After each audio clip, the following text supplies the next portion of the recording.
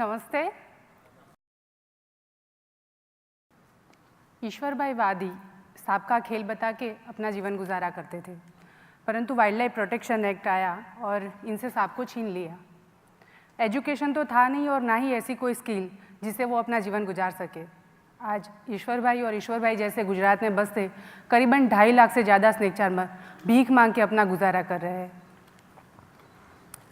जब मैं छोटी थी तब मेरे गांव में ऐसे लोग आते थे जो बच्चों को सांप का खेल दिखाते थे। कुछ लोग छरी चाकू की धार निकालते थे तो कुछ लोग रस्सी पे चल के अपना कर्तव्य दिखाते थे, कुछ लोग भवाई करते थे तो कुछ लोग बैल बेचने का काम करते थे। ये लोग हमारे समाज की ज़रूरतों को पूरा करते थे, वो मनोरंजन या सेवा के रूप में होती थी। ये लोग अपने परंपरागत व्यवसाय के भागरूप एक गाँव से दूसरे गाँव विचरण किया करते थे। ये हमारी पुरानी सामाजिक व्यवस्था के अभिन्न अंग थे। ये थी घुमंतू जातियाँ, नॉमेडिक ट्राइब्स। आपने भी इनको देखा है। इन्हीं नॉमेडिक ट्राइब्स के जैसी है डीनोटिफाइड ट्राइब्स। 1872 में ब्रिटिश शासन ने पूरे भारत भर में 200 जितनी कम्युनिटी को गुनहगार घोषित किया। पुलिस स्टेशन में इनकी हाजिरी मैंडेटरी कर दी गई। उनको जन्मजात गुनहगार माना गया। इस अवस्था से इनको छुटकारा मिला 1952 में, यानी कि आज़ादी के 5 साल बाद। परंतु आज भी इनके ऊपर क्रिमिनल का थप्पा लगा हुआ है। ये नॉमेडिक और डिनोटिफाइड ट्राइब्स हमारे टोटल पॉपुलेशन का 8 to 10% है, यानी कि 10 करोड़ लोग आज भी गुमनामी भरी जिंदगी जी रहे हैं। आधुनिकीकरण के इस युग में इनके परंपरागत व्यवसाय या तो टूट चुके हैं या फिर इनसे छीन लिए गए हैं। रिमोट कंट्रोल की दबाने से दुनिया भर का मनोरंजन हमारे सामने उपलब्ध हो जाता है। ऐसे में इनकी कला में कौन इंटरेस्ट दिखाएगा। वाइल्ड लाइफ प्रोटेक्शन एक्ट ने सांप को तो बचा लिया, पर स्नेक चार्मर का क्या। ओड और बंजारे जो नदी नालों में से रेत मिट्टी का खनन का काम करते थे, आज खनन का भी व्यापारीकरण हो गया। उनसे भी उनके परंपरागत हक छीन लिए गए। घुमंतू व्यवस्था के कारण इनके बच्चे स्कूल नहीं जा पाते। इनके पास अपना स्थायी कह सके ऐसा कोई पता ही नहीं है। अब तक तो इनकी गिनती सेंसस में भी नहीं होती थी। जिस गांव के आसपास ये लोग रहते हैं वो गांव वाले उनको अपना हिस्सा मानने को तैयार नहीं है। एकमात्र गवर्नमेंट रिकॉर्ड जिसमें इनका नाम होता है वो है पुलिस रजिस्टर। गुजरात में इनकी तादाद 50 लाख से भी ज़्यादा है, जिनमें से 50% आज भी घुमंतू जीवन जी रहे हैं। आज की सामाजिक व्यवस्था में इनका कोई स्थान नहीं है।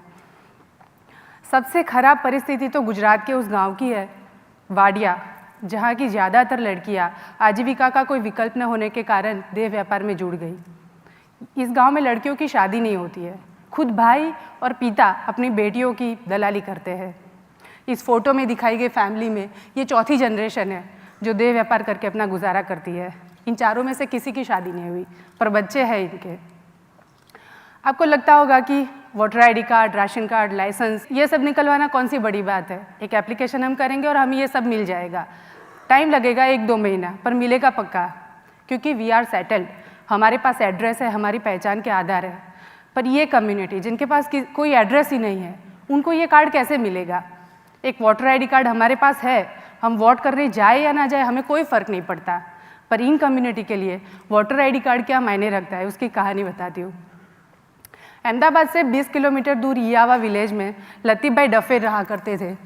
लतीफ़ भाई खेत की चौकीदारी करते थे। एक रोज़ उनका फ़ोन आया। वो फ़ोन पे रोते हुए बोले, बहन मेरे बेटे को पुलिस उठा के ले गई।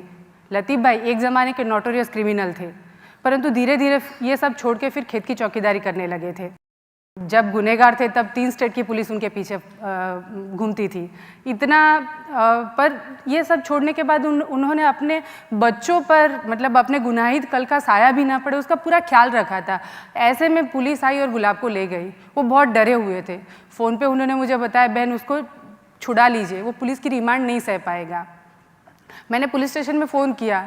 मुझे बताया गया कि गुलाब मूसा हाईवे रॉबरी में शामिल है और हमारे पास पक्के सबूत है। मैंने उनको बताया कि ये गुलाब मूसा नहीं पर गुलाब लतीफ़ है, पर वो कुछ सुनने के लिए तैयार ही नहीं थे। सन 2008 में गुजरात के चीफ इलेक्टोरल ऑफिसर और हमारे द्वारा दी गई पहचान के आधार पर करीबन 20,000 से ज़्यादा लोगों को पहली बार एड्रेस मिला था। नागरिक के पहली बार पुरावा उनको मिला था।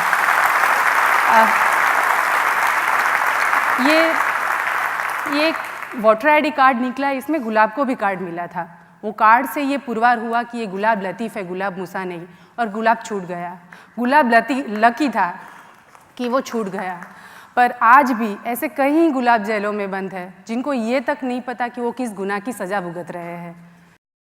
मैं अपने जर्नलिज्म स्टडी के भागरूप इन कम्युनिटी के परिचय में आना हुआ, इनकी परिस्थिति को बहुत करीब से देखा और फिर इनके साथ काम में जुड़ गई।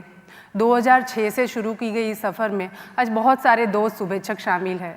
इस प्रयास को संस्था का नाम भी दिया VSSM। आज VSSM गुजरात के 9 डिस्ट्रिक्ट में 22,000 से ज़्यादा परिवारों के साथ काम कर रहा है। इन कम्युनिटी के बच्चों के लिए 26 अल्टरनेट स्कूल चलाते हैं, जिसमें 1040 बच्चे पढ़ रहे हैं। अब तक 30,000 से ज़्यादा लोगों को हम उनका एड्रेस दिलाने में कामयाब हुए हैं। सबसे बड़ी बात कि मैंने आगे बताया, जिस वाडिया गांव में लड़कियां प्रोस्टिट्यूशन में इन्वॉल्व है, वहाँ की एक ट्रेडिशन है कि अगर लड़की एक बार शादी या फिर एंगेजमेंट कर लेती है तो फिर वो प्रोस्टिट्यूशन में इन्वॉल्व नहीं होती है। हमने मार्च 2012 में 8 लड़कियों की शादी और 12 लड़कियों की एंगेजमेंट करवाई और थैंक यू। इस गांव में शादी या फिर एंगेजमेंट होना वो पहली बार हुआ इतनी बड़ी संख्या में। आगे ये पूरा समाज ऐसा है जिनके लिए कोई पॉलिसी आज तक नहीं बनी है, ना स्टेट ना सेंट्रल में। पूरे समाज, सरकार, सबको इनके बारे में चिंता करने की ज़रूरत है। मैं मानती हूँ कि पुरानी सामाजिक व्यवस्था चलाने में इनका बहुत बड़ा रोल रहा है। इन कम्युनिटी का हमारे ऊपर बहुत बड़ा ऋण है और आज ये ऋण चुकाने की बारी आ गई है। मुझे लगता है कि सबको साथ में मिलकर इनका सामाजिक, आर्थिक और शैक्षणिक डेवलपमेंट हो और सबसे महत्वपूर्ण ये डिग्निटी के साथ जी सके, इस दिशा में प्रयास कर दें। Hemi would be the first girl in the Saranya community to get married. In this nomadic settlement of Wadia in Gujarat, every girl is forced into prostitution by tradition. But Hemi's marriage is putting an end to this regressive norm. And the one person responsible for this change is Mittal Patel.